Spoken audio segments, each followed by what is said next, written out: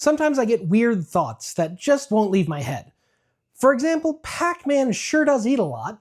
Doesn't it make him sick? I can't be the only one to wonder what Pac-Man would look like after going on a bender eating dots, ghosts, fruit, keys, a bell, and an entire alien flagship, right? Right? Phil here in the layer by layer layer. To figure out just what a truly unwell Pac-Man might look like, I started in Blender with a simple sphere, which will become the man himself. To carve out the iconic mouth, I went at Pac-Man like Joker went at himself using a knife. Why so serious? This created new edges which I could then use to delete the inside faces. But when I filled the empty void all at once, Pac-Man looked like he was being interrogated by Agent Smith. I undid that and then selected the halves separately and filled them in to end up with an actual Pac-Man. With the basic shape done, I added a first attempt at eyes and smoothed him out, including making the lips a bit more rounded. And in a theme that permeates any 3D printing video, I considered how to make him print best, which means limiting the angle of the overhang to avoid any need for supports. So I rotated him so his mouth would be screaming in the air as if to say, "Why, God, why? Why do I keep doing this to myself?" Or I suppose it would be waka waka waka wah. I next moved on to the regular dot and the power-up dot models, which were super simple, at least at this stage. Just create spheres and scale them appropriately. I've got some plans for the power-up dot, but I won't get to those until a bit later. Moving on to the fruit, I started with the melon, which I initially was calling the green bumpy thing because I wasn't actually sure what it was supposed to be. This started as a sphere that I poked and prodded in sculpt mode to make it a bit less perfect before adding bumps using the blob tool. I created the stem using a cylinder, which I tapered at the top, and then went on a journey to figure out how to make the leaves. I tried with different meshes and solidify and shrink wrap modifiers, which turned out looking terrible. I then tried to draw the leaves on, but I didn't like that, so I instead made lumps for the leaves with a mesh and joined it all with a Boolean modifier, before coming back with the crease tool to highlight things a bit more. You might think it would have made sense to move on to similar fruit like the apple or lemon after this, to avoid forgetting what I learned while making the melon. And yes, that would have been smart. But instead I just went to the next one in the reference image, which was the Galaxian. This one was fairly quickly done using a cube, which I thinned out and then extruded into the various shapes one face at a time, though I did have to cut some smaller faces occasionally to make smaller extrusions. I moved on to the bell next, which was pretty straightforward. I made a squat cylinder and then extruded up and scaled down, and up and scaled down, and up and scaled down, and so on until I reached the top. Then I went into sculpting mode to smooth everything out. To make the loop at the top, I just made a torus and merged it all together with a Boolean modifier. For the bananas, I actually started with a cube, because bananas are actually a rounded rectangle when they aren't peeled. I extruded things out into a roughly banana-like shape, and then cloned the one I'd made twice and joined them at the stem before curling them up at the bottom a bit, to make sure they could print without supports. For the cherries, I made a couple of spheres and extruded a cylinder out for the stem from each, and joined them with an oblong sphere at the top. I started in on the orange by making a sphere and matching it to the reference, though I did squish it down a bit later when my daughter said it looked like an egg, which was pretty undeniable. I initially was drawing in the creases at the top of the orange, like you'd expect to see, but it ended up looking a bit like the Greendale Community College flag, so I decided not to do that. To make up for this, I've got a little trick to make the orange, and also the lemon, look a bit more interesting when I print them using a slicer setting. Take a guess in the comments if you think you know what I'm planning. I then finally made it to the other leafed? The other fruits with leaves, the apple and the lemon. They both started with spheres and small cylinders for stalks, though in the case of the apple I used a bend modifier to give it a more apple-like shape. I realized as I was reviewing footage for this, I had apparently forgotten all lessons I learned while working on the melon when it came to leaves. I tried the shrink wrap method again before landing back at drawing the leaves on. Although this time, unlike the melon, I stuck with the drawing system. I even drew veins on the leaf of the apple before realizing the detail might not show up. So I took it into the slicer and yeah, the detail was not going to resolve well, but at least that meant when I got to the lemon, I didn't have to go too crazy making the leaves. While working on the apple and lemon, I also realized I should make the flat spots I make for printing at different orientations, so that all the fruits don't all just sit unnaturally straight up. The last item remaining was the key. For the key, I created a cube and then subdivided it and raised up edges to match the curve before cutting out the hole. For the peaks and the valleys of the key, I used the same system to get the shapes roughed in. And that's all the eating items done. And I know what you might be thinking. Where's the ghosts? And I thought about it, but the ghosts always end up going back to their home after being eaten. So I figured they wouldn't be in Pac-Man's stomach for the after party. With the basics done, I needed to put the finishing touches on Pac-Man and the power-up dot, which I had decided should light up. For Pac-Man, he didn't exactly look hungover or like he had just thrown up. He looked almost happy, like he was celebrating an all-you-can-eat shootout victory at the Golden Corral. So I went back into sculpting mode and used the grab brush to pull down on the edges of his mouth, to make him look a bit more distressed. I also used a text object and the letter V mirrored across his face to give him a more wretched-looking eye shape. With Pac-Man looking sufficiently miserable, I moved on to the power-up dot. I got these battery-powered lights and cut a hole in the bottom of the dot so that the light would fit inside, and then used the solidify modifier to make it about 2 millimeters thick. With Pac-Man and his stomach contents done, he needed a stage for his gastronomic event.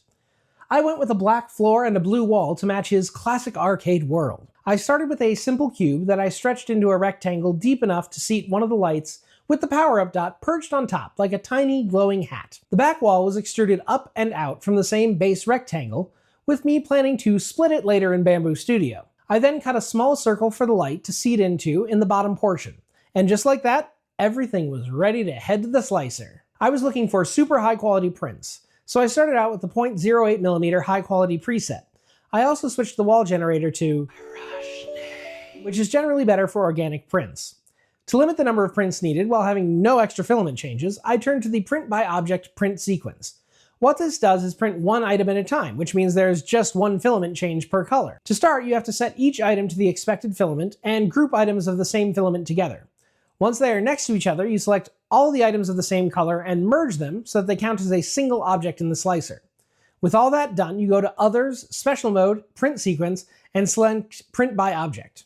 With that setting changed, you'll see the prime tower has disappeared, but there are new shapes around the existing items, which represent areas that can't overlap, so that the actual printhead doesn't collide with already completed items. You can use the automatic arrangement feature per build plate in Bamboo Studio, or move things around yourself until the collision areas don't overlap. With filament waste avoided, I moved on to making the orange and lemon a bit more interesting. To make them have the texture you would expect from the skin of a citrus fruit, I turned to the fuzzy skin setting.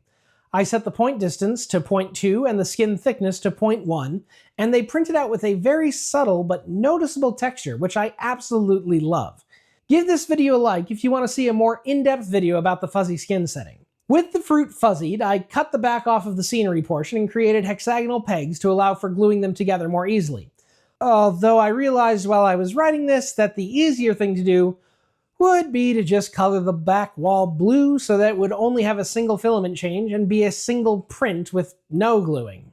All the parts were printed and ready except for a minor detail. Some parts needed painting and the scene needed to be glued together. I glued the set pieces together, and while they dried I got to painting, but ran into the first issue. When I went to get some blue paint, it exploded.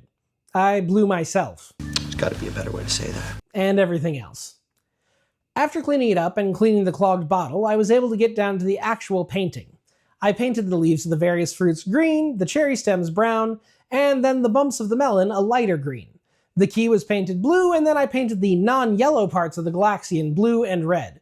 Though if truth be told, only on one side. That can be our little secret. Lastly, I painted Pac-Man's eyes black and continued down to paint his mouth black with a little bit of an edge left to represent his lips. I really love how the fruit turned out and think they are honestly pretty adorable, though I unfortunately had no bananas available for scale. With everything painted, I was able to move on to figuring out how to create the bile and liquid vomit component of this diorama. I decided to try a few things out. As a base, I tried Yoo-Hoo and Fabri-Tac. For coloring, I tried out yellow food coloring and random pigment powder that my wife, also known as the original 3D printer, found at Goodwill. I mixed these all up in various petri dishes and ended up deciding that the lightly yellow Fabri-Tac glue would look best and not obscure the details of the fruit below the goop. With the slime decided, it was on to mixing up a bigger batch. I wanted to thin it out a little, and Fabri-Tac can be thinned out with acetone, but you have to be careful with acetone. Not just for your own health, but also because it can eat through some plastics. Fortunately, PLA is not one of those, but I did a test on colored PLA just to make sure it didn't ruin the color. I also decided to keep the bonus items with paint mostly out of the thinned mixture to prevent the paint from stripping. What I didn't test was the type of plastic used in my plastic cup I was using for mixing.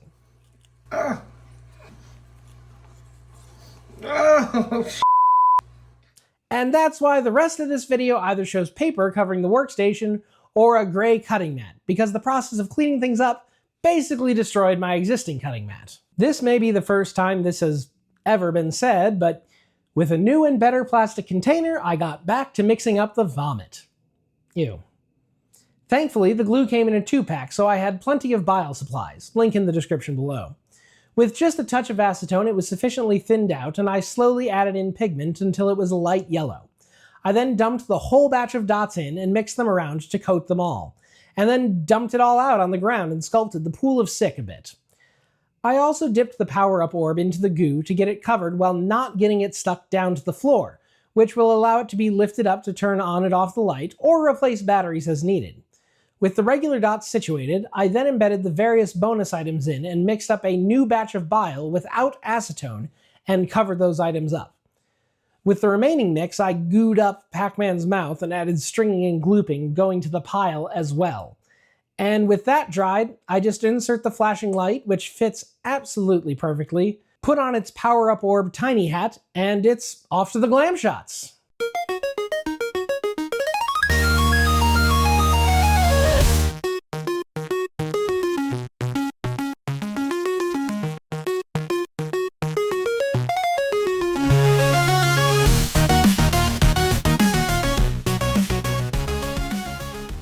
So, Imogen, what do you think of Pac-Man? Wow, he's so cute. I like him. 8 out of 10. All right, original 3D printer. What do you think? Lovely. It looks good in a unappetizing way. Call that an 8. Now I'm here with Imagina to get her reaction. Imagina, what do you think? I like it. It looks so cool. And on a scale of 1 to 10, how much do you like it? 1 billion. That's why you're my favorite critic. Thanks for watching. If you liked the video, be sure to give it a like and consider subscribing to see more.